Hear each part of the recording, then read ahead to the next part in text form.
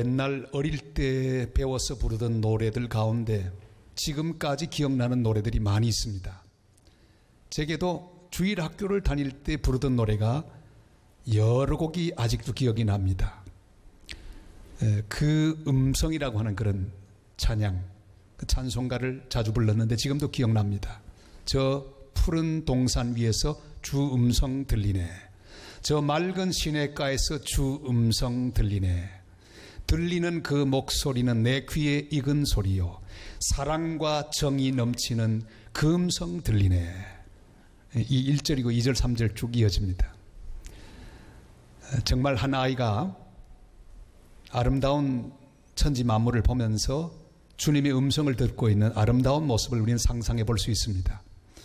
우리는 이 땅에 살면서 삼라만상을 통하여 하나님의 음성을 들을 수 있습니다. 내 인생의 여러 가지 사건을 통해서도 하나님의 음성이 들려옵니다. 심지어 이 자연계 변화에서도 우리는 하나님의 음성을 들을 수가 있습니다. 지진 속에서도 우리는 하나님의 음성을 들을 수 있습니다. 여러분 어떤 음성을 들으셨습니까? 저는 이런 음성을 들었습니다. 얘들아, 이 세상에 흔들리지 않는 것은 하나도 없단다. 너희들이 의지하는 것 모두 다 흔들린단다. 땅도 흔들리고 산도 흔들리고 돈도 흔들리고 사람도 흔들린단다. 그러나 나 여호와는 영원히 흔들리지 않는단다. 나 여호와를 의지하는 자는 영원히 흔들리지 않을 것이다. 이런 음성을 저는 들었습니다. 여호와를 의지하는 자, 그가 흔들리지 않는다고 말씀하셨습니다. 우리 1절 말씀을 다 같이 읽겠습니다. 여호와를 의지하는 자는 시온산이 흔들리지 아니하고 영원히 있음 같도다. 아멘.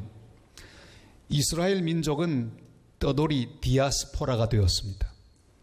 침략을 받고 포로로 끌려가며 여기저기로 흩어져 사는 그런 유랑민족이 되고 말았습니다. 우리 한민족도 약 800만이 디아스포라가 되어서 해외 여기저기서 살고 있습니다. 이들은 이스라엘 민족 하나님의 선택된 백성으로서 자기 나라에 살지 못하고 디아스포라가 되었습니다. 그들은 떠돌이 생활을 하지만 늘 마음속에 소원이 있었는데 어떻게 하든지 예루살렘 성전에 올라와서 예배드리는 것이 그들의 바람이었습니다. 그래서 아무리 어려운 생활을 해도 돈을 모으고 준비했다가 때가 되면 반드시 순례길에 오릅니다. 예루살렘 성전은 높은 곳에 있습니다. 그리고 그 높은 곳을 향해서 올라갑니다. 기리하고 먼 여행을 마친 다음에 올라갑니다. 성전이 보입니다. 그래서 오늘의 시편도 읽어보면 그 앞에 성전으로 오르는 노래 이렇게 표제가 붙어 있습니다. 올라가면서 이 노래를 부릅니다. 너무너무 신납니다.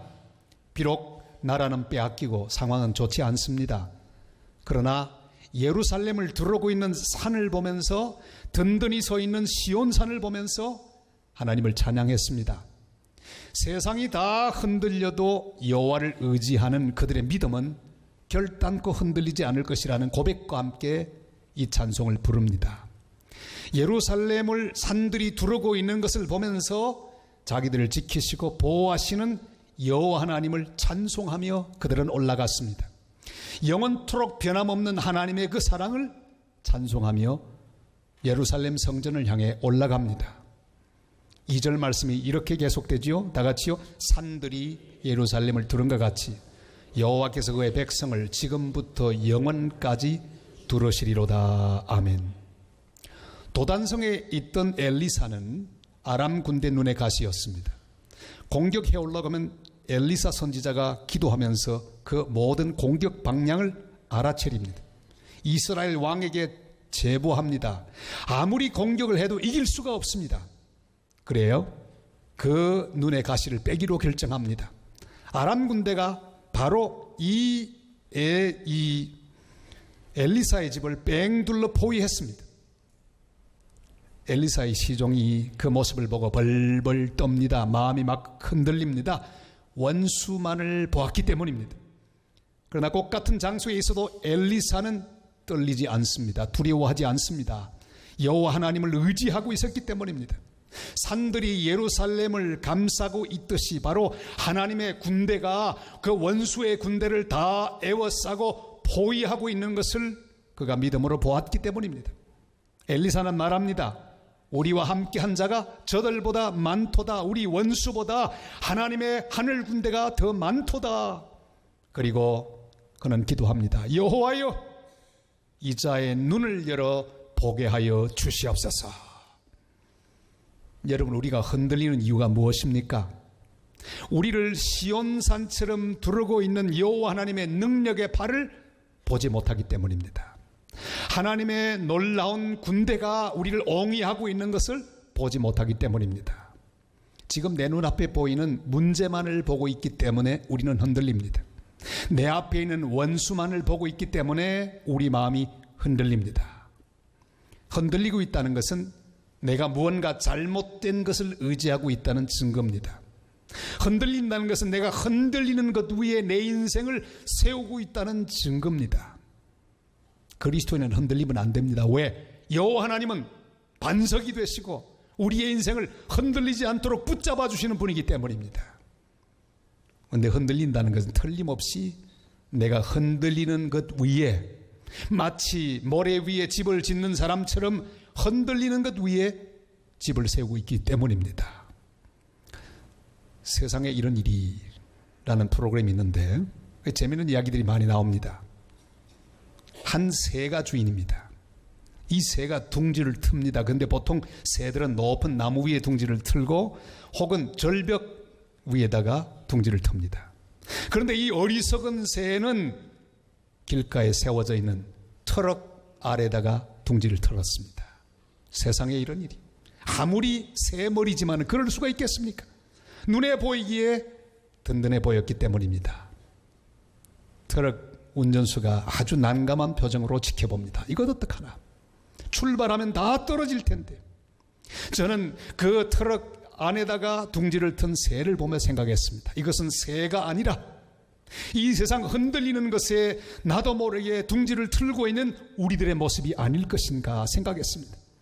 지금은 든든해 보입니다. 지금은 흔들리지 않고 내 인생의 모든 기초가 될 수 있다는 착각을 자아내게 해줍니다.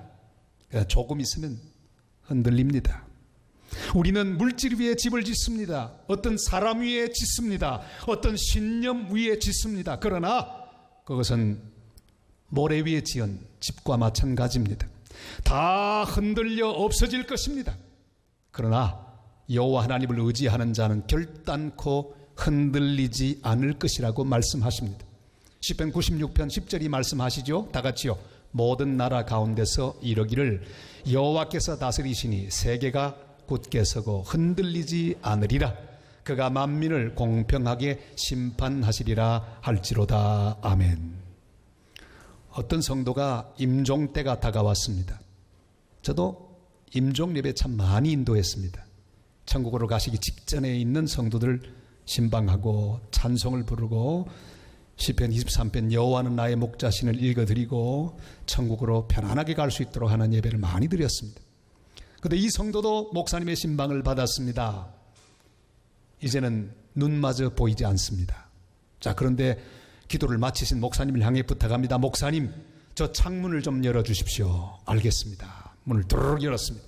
목사님, 저기 삼각산이 그대로 서 있습니까? 아, 그럼요. 저기 산이 그대로 있죠. 하늘에 태양은 그대로 있습니까? 아, 그럼요. 그대로 있죠. 성도는 힘없는 목소리로 이렇게 말합니다. 비록 저 태양은 없어지고 천지가 변해도 주님 약속은 결코 변하지 않습니다.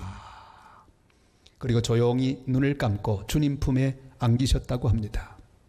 사랑하는 여러분, 어떤 경우에도 주님을 의지하여 흔들리지 않는 복된 믿음의 성도가 되시기를 주님의 이름으로 축복합니다. 여호와를 의지하는 자는 영원히 흔들리지 않는 믿음의 성도로 살아갑니다. 주님 말씀합니다. 내 짐을 여호와께 맡기라. 그가 너를 붙드시고 의인의 요동함을 영원히 허락하지 아니하시리로다. 하나님은 우리 인생이 흔들리는 것 원치 않습니다. 허락하지도 않았습니다. 모두 다 든든히 붙잡고 믿음으로 살아가기를 원하고 계십니다. 그런데 흔들리는 이유가 무엇입니까? 왜 예수를 믿는 우리가 흔들리는 것입니까? 여기 오늘 분명 그 이유를 밝히고 있습니다. 악인의 규가 있기 때문입니다. 믿음으로 사는 우리를 흔들려고 하는 악인의 권세가 있기 때문입니다. 우리는 악인의 규를 따라 흔들리지 말아야 합니다. 3절이 말씀하죠. 다 같이요. 악인의 규가 의인들의 땅에서는 그 권세를 누리지 못하리니 이는 의인들로 하여금 죄악에 손을 대지 아니하게 함이로다. 아멘. 마치 옛날 임금들이 금호를 들고 호령합니다. 이리 오너라. 한마디 하면 그 왕의 말대로 모든 것은 다 이루어집니다. 마치 옛날의 왕들처럼 악한 자들이, 악한 세력들이 자기 가진 힘으로 하나님 백성들의 마음을 흔들고 삶을 흔들고 믿음을 흔들고 있기 때문입니다. 직장에 가도 그 규를 든 악한 자들이 있습니다. 우리 어느 삶의 현장이든지 다 금호를 든 악한 세력들을 우리는 만나게 됩니다. 에덴 동산에서도 사탄은 그 규를 들고 아담 하와를 흔들었습니다. 정말로 이 선악과를 먹지 말라고 하시더냐? 네가 먹는 날에는 하나님보다 더 지혜롭게 될 것이다. 먹어라 먹어라. 그 규를 흔듭니다. 아담 하와는 불순종의 나락에 떨어지고 말았습니다. 너부갓네살 왕도 그의 권세로 하나님만 경배하려고 하는 사드락 메삭 아벳느고를 시험했습니다. 그러나 그들은 그 규에 따라 흔들리지 않았습니다. 두려워하지 않았습니다. 마음이 움직이지 않았습니다. 끝까지 주님을 의지했습니다. 그들은 풀무불에 던져졌지만 주님께서 그들을 건져주셨습니다. 광야에서 40일 동안 금식하시고 기도하시는 예수님, 그에게도 사탄은 규를 들고 나타났습니다. 시험했습니다. 그러나 우리 주님은 그의 모든 유혹에 흔들리지 않고 승리하셨습니다. 수산성의 하만 역시 마찬가지입니다. 그는 그의 권세로 모르드게를 굴복시키려 했습니다. 그러나 모르드게는 결코 하만의 권력 앞에 숙이지 않았습니다. 흔들리지 않았습니다. 기어이 그는 승리했습니다. 가끔씩 큰 사업가들이 자살하는 뉴스를 접하면 정말 마음이 아픕니다. 저는 그런 소식을 들으면 그 사람이 그리스도인인지 아닌지 그것부터 확인합니다. 왜? 창피하니까요. 근데 놀랍게도 그리스도인들이 있습니다. 최근에 자살하신 그분도 그리스도인이었습니다. 깜짝 놀랐습니다. 믿음 좋은 사람이었습니다. 그런데 왜 그렇게 흔들려 버리고 말았습니까? 왜 흔들리는 인생의 비극을 맞이하고 말았을까요? 그들은 그들의 주변에 들고 있는 악인의 규를 이기지 못했기 때문입니다. 그 금호를 따라 같이 흔들렸기 때문입니다. 제 아무리 큰 권력과 세력이 금호를 흔들며 명령해도 그들은 분명히 대답해야만 했습니다. 저는 못합니다. 죄송합니다. 저는 하나님을 섬기는 사람입니다. 이렇게 말해야만 했습니다. 저를 한번 따라할까요? 저는 못합니다. 죄송합니다. 저는 하나님을 섬기는 사람입니다. 그렇습니다. 흔들리지 않고 하나님 앞에 굳게 섰더라면 마지막 순간에 그렇게 온통 흔들리는 비극의 주인공 되지 않았을 것입니다. 사랑하는 성도 여러분, 어떤 악인의 규가 우리 주변에서 우리를 협박하고 있습니까? 여러분, 아무리 강력해 보이는 금홀이라도 그 홀과 함께 흔들리지 마시기를 바랍니다. 물질과 함께 흔들리지 마시고, 권력과 함께 흔들리지 마시고, 세상 유혹과 함께 흔들리지 않는 든든히 서는 주님의 사람들이 되시기를 바랍니다. 그 모든 권세들을 누리지 못하게 하십시오. 그 모든 권세들을 무력화시키는 믿음의 사람들이 되시기를 바랍니다. 시편 118편 8절로 9절이 이렇게 말씀합니다. 다 같이요. 여호와께 피하는 것이 사람을 신뢰하는 것보다 나으며 여호와께 피하는 것이 고관들을 신뢰하는 것보다 낫도다. 아멘. 그렇습니다. 사람을 의지하지 마십시오. 상황도 의지하지 마십시오. 물질도 의지하지 마십시오.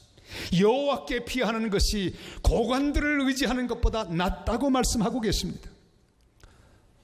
다니엘이라고 한 사람은 4왕조에 걸쳐서 승승장구하던 그런 지도자였습니다. 보통 한 왕조가 끝나고 다른 왕조가 이어지면 숙청이 있습니다. 피해 숙청. 다 깡그리 죽여버립니다. 근데 다니엘은 이상합니다.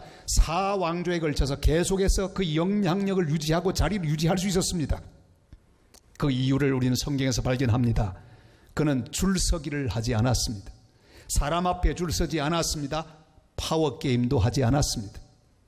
바벨론의 느부갓네살, 벨사살 왕, 그리고 나라가 바뀌어서 파사의 다리오 왕, 고레스 왕, 이렇게 4왕이 바뀌는 동안에 그는 굳건히 섰습니다. 어떤 사람 앞에도 줄 서지 않았습니다. 항상 정의 편에 섰습니다. 그는 높은 자리에서 오랫동안 선한 영향력을 발휘했습니다. 악한 왕들과 간신들이 그 옆에서 늘 규를 가지고 흔들었습니다. 그러나 그것과 함께 흔들리지 않았습니다. 그는 정치 세력을 따라 흔들리지 않았습니다. 세월 따라 자기를 맡기지 않았습니다. 대세 따라 자기를 던지지 않았습니다. 사랑하는 여러분, 악인의 규를 두려워하지 마시기를 바랍니다. 악인의 규를 따라 흔들리지 않는 하나님의 사람들이 되시기를 바랍니다. 시편 46편 5절로 7절이 이렇게 말씀하시죠. 다 같이요. 하나님이 그 성중에 계시매 성이 흔들리지 아니할 것이라. 새벽에 하나님이 도우시리로다. 문나라가 떠들며 왕국이 흔들렸더니 그가 소리를 내시매 땅이 녹았도다. 만군의 여호와께서 우리와 함께 하시니 야곱의 하나님 우리의 피난처시로다. 아멘. 우리의 마음이 흔들리고 삶이 흔들리게 되는 경우는 이렇게 외부에 권력을 가진 어떤 규가 우리를 흔들기 때문에 흔들릴 수 있습니다. 그러나 또 한 가지는 우리의 내부의 문제입니다. 우리 속에서 우리가 스스로 치우쳐 유혹 가운데 굽은 길로 가는 것 때문에 우리가 흔들리게 됩니다.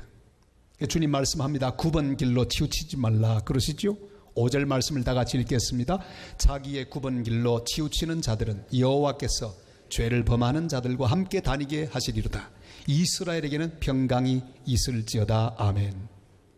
롯은 소돔 고모라 성 안으로 들어갔습니다. 눈에 보기에 좋은 대로 선택합니다. 이 롯의 길, 결국은 9번 길로 갔습니다. 그 길의 끝에서 악인들을 만나고 온통 흔들리는 인생을 살게 되고 말았습니다. 그의 인생은 온통 지진만난 인생처럼 흔들리고 말았습니다. 아브라함도 약속의 땅을 떠나서 애굽으로 잘못된 9번 길로 갔던 적이 있었습니다. 큰 낭패를 당했습니다. 아내를 잃어버리고 패가 망신할 위기 가운데서 그는 고민합니다. 흔들리는 인생의 끝에서 우리 하나님 여호와께서 나타나시고 하나님의 은혜로 그는 구출받을 수가 있었습니다. 요나도 9번 길로 갔습니다. 니누에로 갈 사람이 다시스로 굽어지고 말았습니다. 풍랑을 만났습니다. 흔들리는 인생이 되었습니다. 발람도 이스라엘 백성을 저주하려고 하는 9번 길로 가다가 당나귀의 책망을 듣는 모욕을 당했습니다. 삼손도 마찬가지입니다. 나실린의 길, 바른 길 두고 9번 길로 갔습니다. 눈알이 뽑히고 머리가 깎이고 연자 맷돌을 돌리는 온통 흔들리는 인생의 주인공이 되고 말았습니다. 주님 우리에게 말씀합니다. 시편 1편 1절에서 3절 말씀 다 같이요. 복 있는 사람은 악인들의 꾀를 따르지 아니하며 죄인들의 길에 서지 아니하며 오만한 자들의 자리에 앉지 아니하고 오직 여호와의 율법을 즐거워하여 그 율법을 주야로 묵상하는 자로다. 그는 시냇가에 심은 나무가 철을 따라 열매를 맺으며 그 잎사귀가 마르지 아니함 같으니 그가 하는 모든 일이 다 형통하리로다. 아멘. 복 있는 사람은 정도로 바로 가는 사람입니다. 진리의 길, 정의의 길, 평화의 길, 화목의 길, 순종의 길, 주님이 기뻐하는 정도를 가는 사람입니다. 사랑하는 여러분, 구부러진 길로 가지 마시기를 바랍니다. 정욕의 길로 가지 마시기를 바랍니다. 불순종의 길로 가지 마시기를 바랍니다. 분쟁의 길로 가지 마시기를 바랍니다. 거역의 길로 가지 마시기를 바랍니다. 결국은 흔들리는 인생이 되고 말 것입니다. 어떤 경우에도 흔들림 없었던 모세, 그는 사명의 길을 걸어왔습니다. 후계자 여호수아에게 이렇게 부탁합니다. 이 말씀은 또한 우리에게 부탁하는 말씀이기도 합니다. 여호수아 1장 8절 말씀 다 같이 읽습니다. 이 율법책을 내 입에서 떠나지 말게 하며 주야로 그것을 묵상하여 그 안에 기록된 대로 다 지켜 행하라. 그리하면 내 길이 평탄하게 될 것이며 네가 형통하리라. 아멘. 제임스 서브라고 하는 사람이 쓴 아주 동화 같은 단편이 있습니다. 나방과 별이라고 하는 그런 아주 짧은 이야기입니다. 아주 감수성 예민한 나방 한 마리가 살았습니다. 이 나방의 꿈은 별까지 가보는 거예요. 그리고 밤마다 밖에 나와 별을 봅니다. 그리고 별빛을 따라서 별에게로 날아 접근하는 일이 자기의 가장 기쁜 일이었습니다. 그러나 그 나방의 엄마, 아빠, 형제, 친구들은 늘 모이면 아버지 이야기 듣습니다. 얘들아, 우리는 나방이다. 나방의 삶의 목표가 무엇이냐?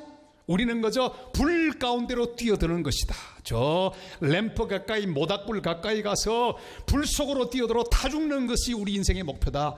죽음을 두려워하지 말고 불 속으로 뛰어들거라. 이 나방들은요, 밤만 되면 그 아버지의 말을 듣고 불 가운데로 뛰어듭니다. 램프 가까이로 갑니다. 갔다가 그냥 날개가 되기도 하고 발이 되기도 합니다. 집으로 돌아오면 무용담을 이야기합니다. 이야, 오늘 모닥불에 갔다가 다 죽을 뻔했다. 야, 가까이 갔는데 날개가 찌르르하고 타들어갔다. 그러면 서로 박수를 치고 좋아합니다. 그러나 이 나방은 혼자서 늘 하늘을 바라보고 하늘 위로 또 날아갑니다. 시간이 흘러갔습니다. 어느덧 엄마, 아빠, 모든 나방들은 불 가까이 늘 가다가 다 타 죽고 말았습니다. 그러나 이 나방은 끝까지 죽지 않고 그날 밤에도 나무 위에서 별을 바라보았습니다. 별빛을 바라보고 그 빛을 향하여 날아 올라가는 놀라운 모습으로 생존했습니다. 사랑하는 여러분, 이 이야기를 들으면 어떤 생각을 하십니까? 여기 나타나는 별을 보는 나방이 바로 이 시대의 그리스도인이 될지도 모릅니다. 수많은 불나방들이 돈을 보고 명예를 보고 쾌락을 보고 불 가운데로 뛰어듭니다. 정신없이 불 가까이로 갑니다. 자기가 다 죽어가는 것도 모르고 불 속으로, 쾌락의 불 속으로, 권력의 불 속으로, 잘못된 불의의 불 속으로 뛰어듭니다. 그러다 흔들리다가 세상을 마감합니다. 그러나 우리는 하늘을 바라보는 사람들입니다. 별빛을 바라보는 사람들입니다. 하늘에 소망을 두고 하나님 위에서 부르신 부름의 상을 위하여 쫓아가는 하나님의 사람들입니다. 히브리 12장 1절 2절이 이렇게 말씀하고 계십니다. 다 같이요. 이러므로 우리에게 구름같이 둘러싼 허다한 증인들이 있으니 모든 무거운 것과 얽매기 쉬운 죄를 벗어버리고 인내로서 우리 앞에 당한 경주를 하며 믿음의 주요 또 온전하게 하시는 이인 예수를 바라보자. 그는 그 앞에 있는 기쁨을 위하여 십자가를 참으사 부끄러움을 개의치 아니하시더니 하나님 보좌 우편에 앉으셨느니라. 아멘. 사랑하는 성도 여러분, 이 땅의 사람들은 흔들리며 살고 있습니다. 그러나 하나님, 우리가 흔들리는 것을 허락하지 않으셨습니다. 우리가 흔들리는 것을 기뻐하지 않으십니다. 어떤 경우에도 흔들리지 마십시다. 약속의 말씀을 붙잡고 여호와를 의지하는 믿음으로 흔들리지 말아야 합니다. 어떤 유혹과 시련이 와도 흔들리지 말아야 합니다. 내 마음 중심이 굽은 길로 치우쳐 흔들리지 않도록 마음을 강하게 하고 담대히 하는 하나님 사람들이 되시기를 바랍니다. 반석 되신 하나님 앞에서 날마다 흔들리지 않고 믿음으로 굳건히 서서 승리하며 살아가는 복된 성도들 다 되시기를 주님의 이름으로 축복합니다.